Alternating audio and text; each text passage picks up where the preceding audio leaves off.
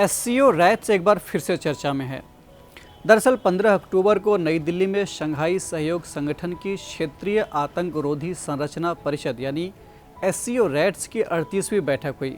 इस बैठक में सदस्य देशों ने अफगानिस्तान में विभिन्न अंतर्राष्ट्रीय आतंकी गुटों से उत्पन्न चुनौतियों और खतरों से निपटने का फैसला किया। इस बैठक में भारत, कजाकिस्तान, चीन, किर्गिस्तान, पाकिस्तान, रूस, ताजिकिस्तान, उज्बेकिस्तान, रैट्स एससीओ की कार्यकारी समिति के सदस्य शामिल हुए। सदस्य देश एससीओ रैट्स परिषद की अगली बैठक ताशकंद में करने के समझौते पर भी सहमत हुए। बैठक में एससीओ रैट्स की अध्यक्षता भारत से लेकर कजाकिस्तान को सौंपी गई।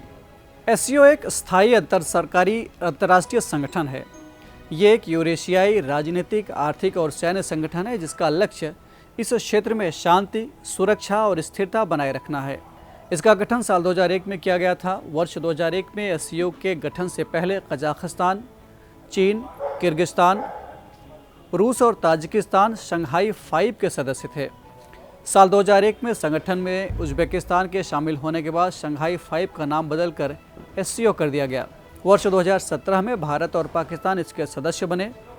वर्तमान में इसके सदस्य देशों में कजाकिस्तान, चीन, किर्गिस्तान, रूस, ताजिकिस्तान, उज्बेकिस्तान, भारत और पाकिस्तान शामिल हैं। एससीओ सचिवालय बीजिंग में स्थित है। शंघाई सहयोग संगठन का सर्वोच्च निर्णय लेने वाला निकाय सदस्य देशों के राष्ट्र प्रमुखों की परिषद है। इस परिषद की वार्षिक बैठक में सदस्य देशों के प्रमुख हिस्सा लेते हैं। एससीओ का मुख्य उद्देश्य क्षेत्र में शांति, स्थिरता और सुरक्षा को बनाए रखना है। सवाल ये उठता है कि एससीओ ये भारत के लिए इतना अहम क्यों है। दरअसल एससीओ मौजूदा वक्त में भौगोलिक क्षेत्र और जनसंख्या के आधार पर दुनिया का सबसे बड़ा क्षेत्रीय संगठन है। ऐसे में भारत इस मंच के जरिए मध्य एशिया में सक्रिय भूमिका निभा सकता है। साथ ही ये एससीओ के जरिए ईस्ट और वेस्ट के बीच संतुलन भी स्थापित कर सकता है। एससीओ के संदर्भ में भारत के 2 महत्वपूर्ण उद्देश्य हैं। पहला है आतंकवाद पर लगाम और दूसरा कनेक्टिविटी। भारत के ये दोनों ही उद्देश्य एससीओ के मूल मंत्र से मेल खाते हैं।